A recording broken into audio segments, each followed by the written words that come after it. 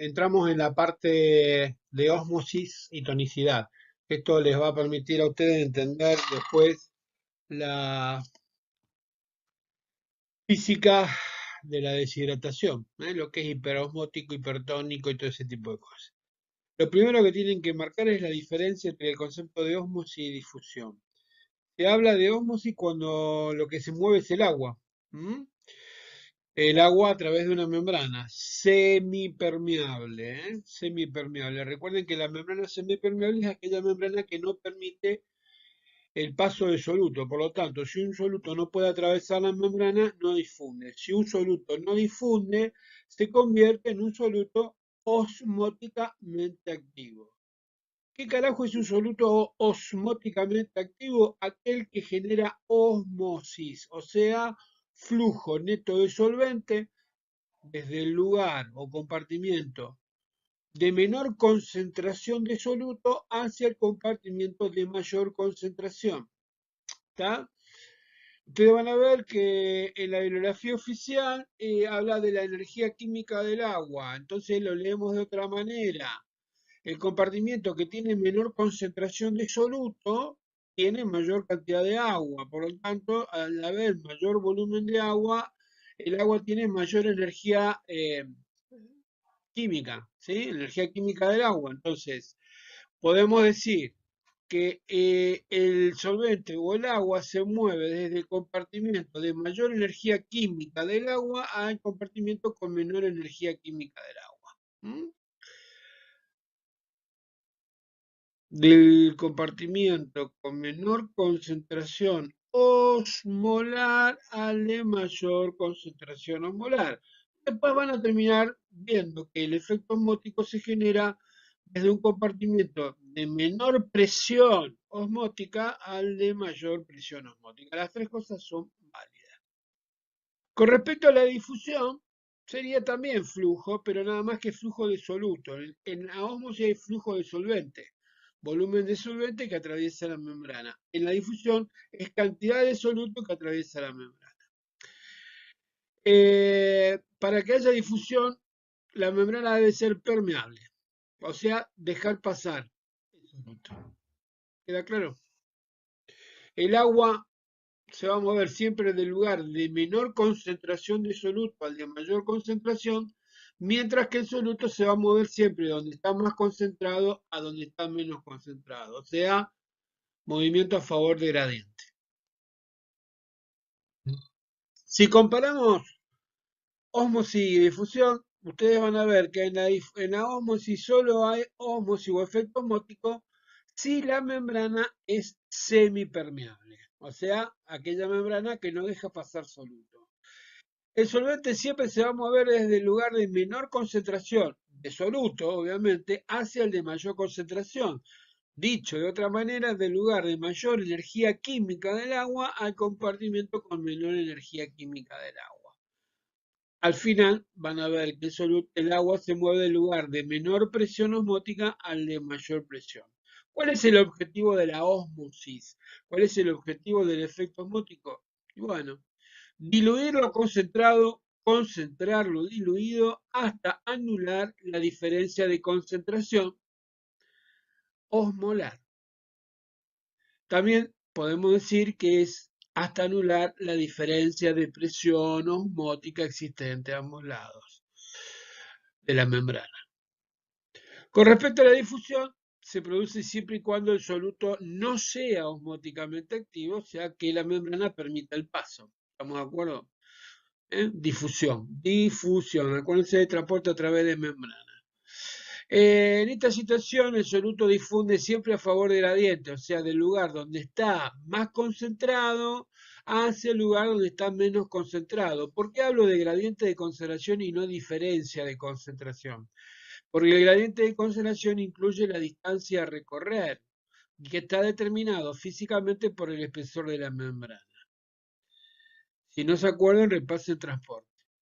Por último, el objetivo de la difusión también es anular la diferencia de concentración. En el primer lado se mueve el agua, acá se mueve el soluto. El soluto se mueve de donde está más concentrado a donde está menos concentrado hasta anular la diferencia de concentración existente.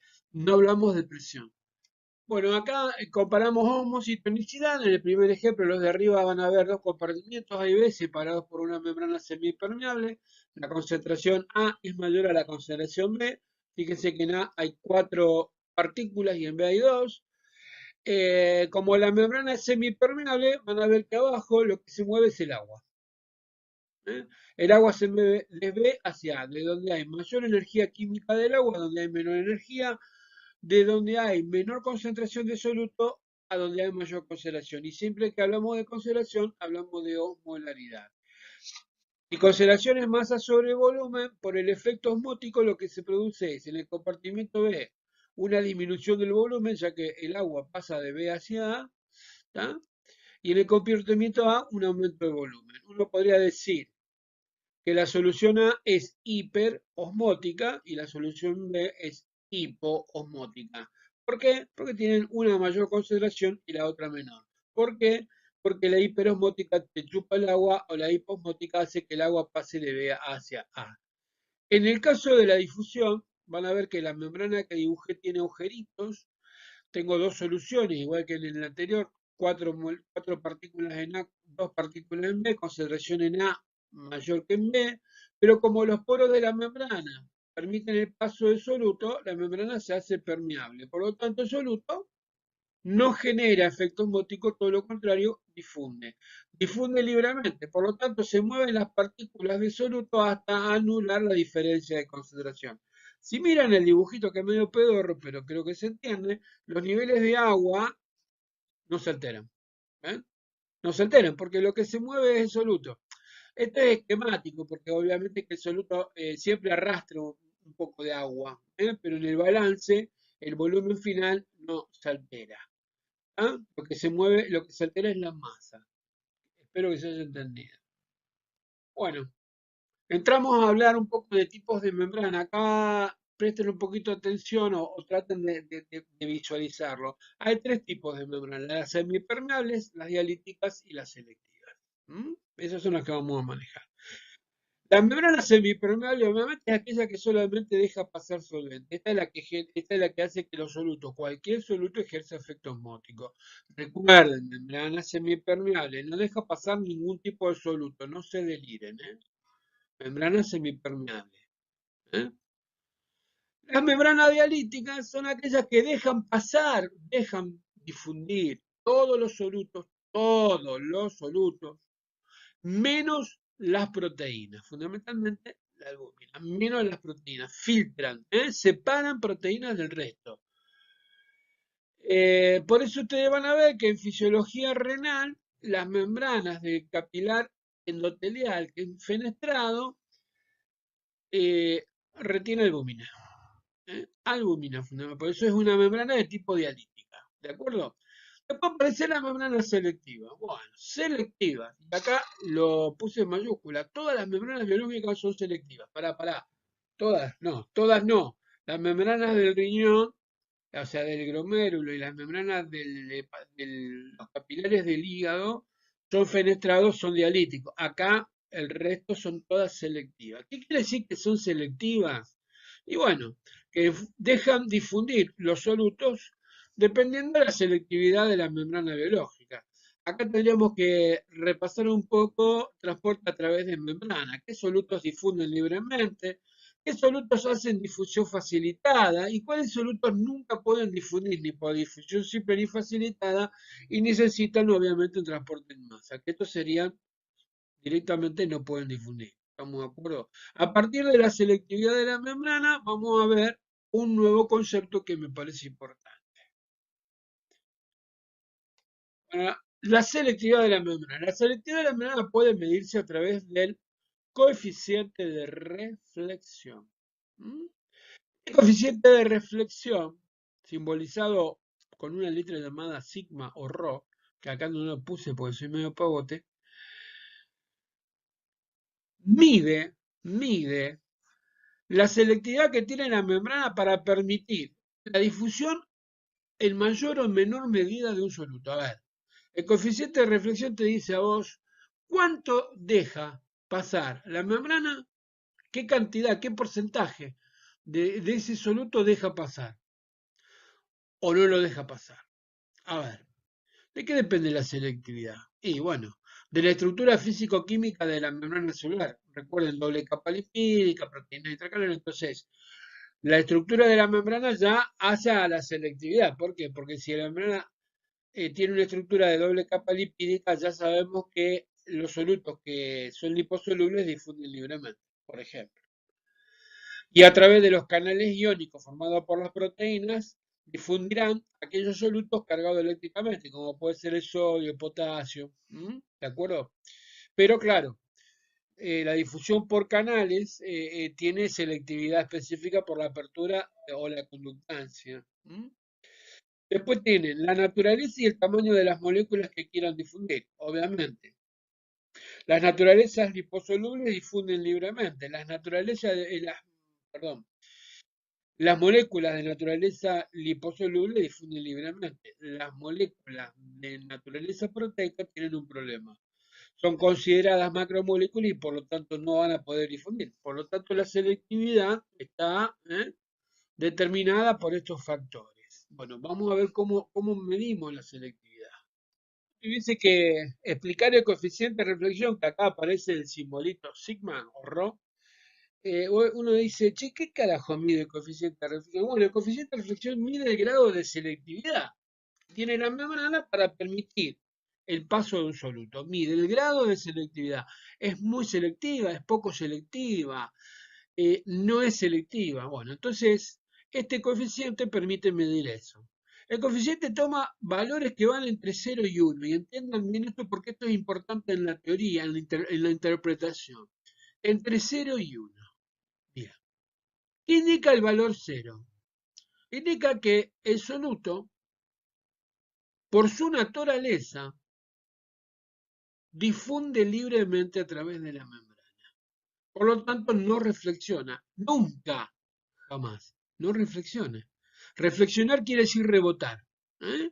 Entonces, cuando un soluto es de naturaleza lipídica, difunde a través de la membrana porque hace difusión simple. Esto si lo llevo a la imaginación sería algo así como que vos estás encerrado en una casa junto con un fantasmita. El fantasmita, como es fantasma, difunde a través de la pared y lo hace libremente por donde quiere. Bien, eso sería coeficiente 0. ¿Y el fantasmita alguna vez va a reflexionar sobre la pared? No, jamás, nunca. Siempre difunde, entonces 0 absoluto. Después me voy al otro extremo del valor, que es el 1. El 1 indica reflexión total. Siempre, siempre. No hay posibilidad alguna que fisiológicamente este soluto pueda difundir en algún momento. El 1 indica que el soluto reflexiona totalmente. ¿Por qué? Porque es una gran molécula, una molécula de gran tamaño, como puede ser una proteína. Obviamente que si va a difundir a través de la membrana no lo hace por un mecanismo de transporte sencillo, lo hace en masa. Por lo tanto, acá no hablamos de selectividad. ¿Estamos de acuerdo? Eh, es como hacer un agujero en la pared y entrar, sería algo así. El ejemplo clásico son las proteínas, básicamente la albúmina. Si alguna vez te preguntan qué coeficiente de reflexión tiene la albúmina, y señora 1. Ni siquiera digo cercano a 1, porque el cercano a 1 me está indicando otra cosa. El 1 me está diciendo, esta es una macromolécula, no difunde, la membrana no es selectiva para este, no lo va a dejar difundir. Difundir. No quiere decir que no entre. Entrará por pinocitosis, perdón, por endocitosis, fagocitosis, lo que quiera.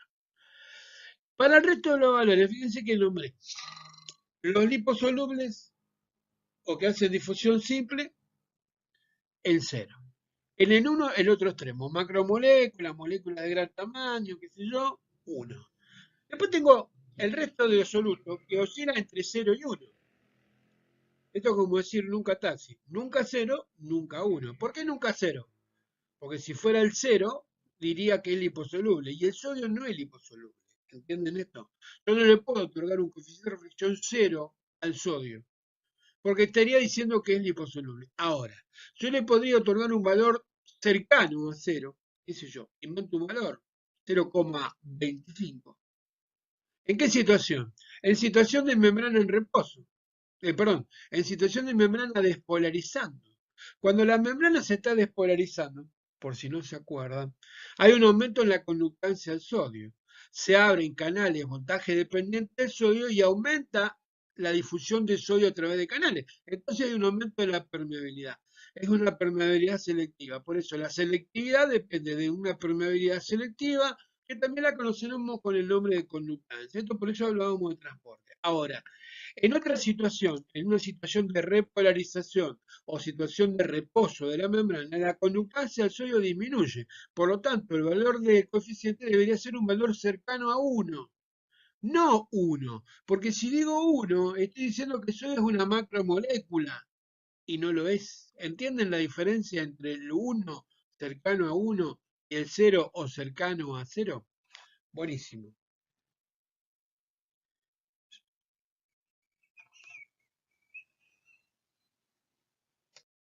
Bien, entramos en otro tema que tiene que ver con esto. Las propiedades coligativas. La física establece que las propiedades coligativas son aquellas propiedades físicas presentes en soluciones de naturaleza acuosa que se relacionan a través de la concentración molar, se relacionan a través de la molaridad. A ver, vamos a tratar de explicarlo. Si vos tenés un litro de agua y la ponés a hervir, imaginemos que el agua es pura, debería hervir a 100 grados. Esa misma agua debería congelar a 0 grados. Hasta ahí me siguen. Perfecto. Pero si yo al agua le pongo sal, porque voy a cocinar fideo, deja de hervir, porque se transformó en una solución. Ya es agua más soluto. Y va a hervir a una temperatura mayor a 100 grados. Tanto mayor, tanto mayor sea la cantidad de sal que yo le ponga.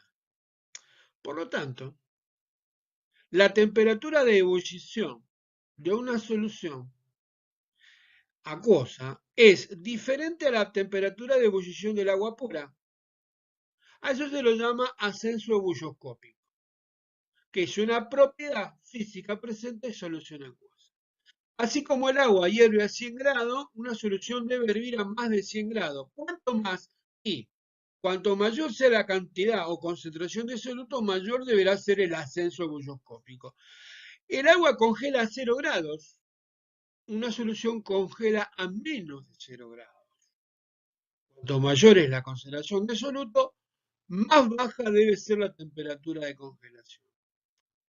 Si al agua la pongo a hervir, el agua se evapora y al evaporarse genera presión de vapor. Si a una solución la pongo a hervir, la solución también evapora, pero la presión de vapor es diferente. Por eso aparece lo que se conoce como el descenso relativo de la presión de vapor.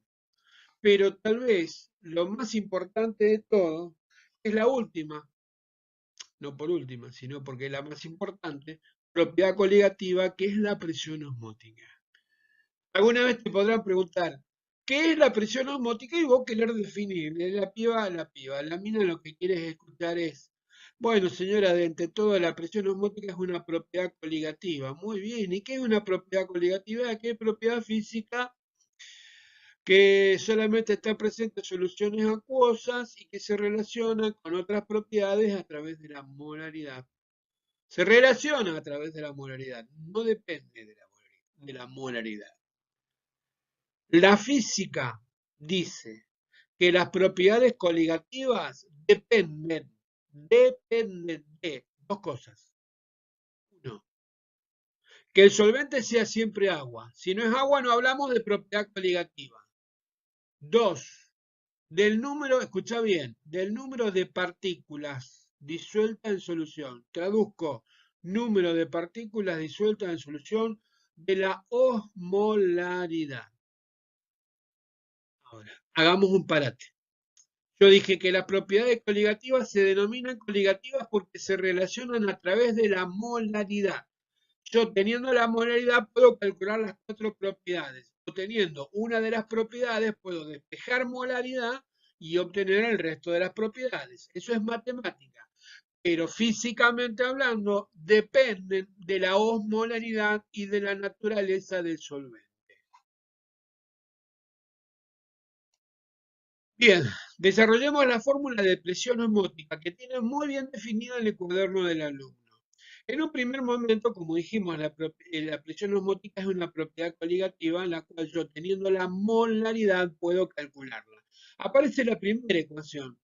Pi es igual a R por T por M, donde pi representa el valor de presión osmótica en medida de milímetro mercurio, R representa la constante general de los gases, que ya lo vieron en el trabajo y tiempo libre con gases, cuyo valor vale 0,082 atmósferas por litro sobre mol Kelvin. La temperatura expresada en grados Kelvin, le puse la equivalencia, 0 grados Kelvin equivale a 0 grados centígrados a 273 Kelvin, por lo tanto, si la temperatura es de 37 grados centígrados, hablamos de 310 Kelvin. Y por último, la molaridad, moles por litro. Ahora, ¿qué pasa? ¿Qué pasa si el soluto se disocia? Porque acá tengo el problema. El problema es que las propiedades coligativas dependen de la osmolaridad, no de la molaridad. Yo, si bien con la molaridad puedo calcular, hay un error conceptual. Dependen del número de partículas. Para un no electrolito no habría problema. Molaridad y osmolaridad serían lo mismo. Pero para los electrolitos, como se disocian, molaridad y osmolaridad no es lo mismo. Por lo tanto, la física establece una nueva ecuación, la número 2, donde pi es igual a R por T por M por I. M por I representa la osmolaridad de la solución. Después veremos qué osmolaridad, la osmolaridad. Bueno, escuchen bien. ¿Qué es I? Porque es lo que agregué a la ecuación. I representa lo que se llama coeficiente de Van Hoff. Mide, escuchen bien, mide el número de partículas, o sea, el número de moles que da una molécula al disociarse. Por ejemplo, el cloruro de sodio, cada molécula o cada mol, al disociarse, se disocian dos partículas. ¿Sí o no? Número de partículas, ¿se acuerdan de osmolaridad? Bien. El cloruro de calcio, cloro 2 calcio. Cada mol al disociarse da 3 partículas. Por lo tanto, el I de cloruro de sodio vale 2, el I de cloruro de calcio vale 3. Y la pregunta sería, ¿cuánto vale el I de glucosa? 1, porque no disocia. Por ello, se dice que el I mide el número de partículas que da una molécula al disociarse, que para los no electrolitos vale 1 y que para los electrolitos será siempre un valor igual o mayor a 2, porque como mínimo se disocian dos partículas. Ahora, recuerden este concepto. El I como factor, ¿de qué depende? Y bueno, depende de la naturaleza del soluto. Por lo tanto, ¿puede modificarse el I? No, no. ¿Qué va a modificar? Un moléculo de sodio da siempre dos partículas. No puede modificarse. Y si lo concentro mucho, tampoco. ¿Queda claro? Pero tengo un problema. Y el problema lo termino de resolver en la ecuación número 3. En la número 3 reaparece la fórmula, pi es igual a R por T, pero miren ahora, M por I por un circulito que parece el símbolo de calor. El símbolo ese ahora representa otro coeficiente llamado coeficiente osmótico. Esto es bastante interesante de escucharlo. El coeficiente osmótico mide, a diferencia del I, guarda con la pregunta en el examen. El coeficiente osmótico mide, a diferencia del I, el grado de disociación que sufre un electrolito. Grado de disociación. ¿Qué quiere decir? Que en teoría, por ejemplo, el cloruro de sodio por cada mol debería darme dos partículas. ¿Estamos de acuerdo? Ahí sería una disociación total. Pero si yo lo pongo en solución y pongo mucha concentración de cloruro de sodio, es muy probable que la falta de espacio para poder disociar haga que se disocie parcialmente. Por lo tanto, a ver, imaginemos un valor. Si yo pongo un mol, me daría 2 osmoles y 2 coeficiente osmótico 1. Disociación total. Pero si pongo 100 moles, inventamos 100 moles, 100 por 2 del I debería darme 200 partículas, pero resulta que yo tengo 100 veces más concentrado el soluto, tengo menos espacio porque tengo menos solvente, por lo tanto el soluto disociaría parcialmente. Vamos a suponer con un coeficiente osmótico de 0,4. ¿Qué quiere decir 0,4? Que hay un 40% de disociación, entonces tendría que multiplicar 100 moles por 2, porque disocia dos partículas, 100 por 2, 200, por 0,4, 80. Por lo tanto, me daría que cada 100 moléculas de cloruro de sodio solamente se disocian 40 partículas. Pero no es que se disocia totalmente, sí, por naturaleza se disocia totalmente, pero por concentración, al estar muy concentrado, el grado de disociación que alcanza es parcial. Entonces, a ver, el coeficiente osmótico mide el grado de disociación que sufre un soluto en solución. Para los no electrolitos yo no lo discuto, vale 1 porque no hay disociación, pero para los electrolitos su valor oscila entre 0 y 1. ¿Está? Según esté muy o poco concentrado. Si está muy concentrado, su valor será cercano a 0, no 0, no 0, 0,1, 0,2, qué sé yo, inventar el valor que quiera, eso es conceptual. Si está muy diluida, donde el soluto puede disociarse totalmente, alcanzará su máximo valor que es 1. 1 indica disociación total, menor a 1 indica disociación parcial. Por lo tanto, ahora la presión osmótica depende del número de partículas disueltas en solución. ¿Pero qué número de partículas? El número de partículas reales, no teóricas. Por eso, lo que se calcula es la osmolaridad real, o también llamada COE, concentración osmótica efectiva. ¿Eh? Multiplica la molaridad por el coeficiente osmótico. Entonces, la presión osmótica depende del número de partículas realmente disueltas en solución. ¿Qué tal? Bueno, acá intentamos explicar un poquito el concepto de presión osmótica. En el primer ejemplo van a ver una solución A y separada de una membrana semipermeable de un compartimiento con agua, a igual volumen de los dos. Como las partículas de soluto que ustedes ven en A quieren atravesar, pero no pueden, rebotan, reflexionan, empujan, generan presión sobre la membrana y la presión sobre la membrana hace que el agua que está en el otro compartimiento se mueva por diferencia de presión hacia el compartimiento A. Al moverse se genera efecto osmótico. Se genera un flujo neto de solvente desde el compartimiento de agua hacia la solución. Por lo tanto, la solución es considerada hiperosmótica. La que tiene presión osmótica es la solución. El agua no tiene presión porque no tiene soluto. ¿Está? Buenísimo. Queríamos mostrar el gráfico de presión oncótica y el gráfico de presión osmótica. Acá comparamos, primero definamos presión oncótica. Importantísimo, ustedes lo vieron en el trabajo de tiempo libre como presión coloide osmótica. ¿Se acuerdan? La presión de las proteínas plasmáticas que generaban la reabsorción de líquido en los capilares. ¿Se acuerdan, no? Presión oncótica intersticial, presión oncótica plasmática, absorción, filtración, microcirculación. Bien.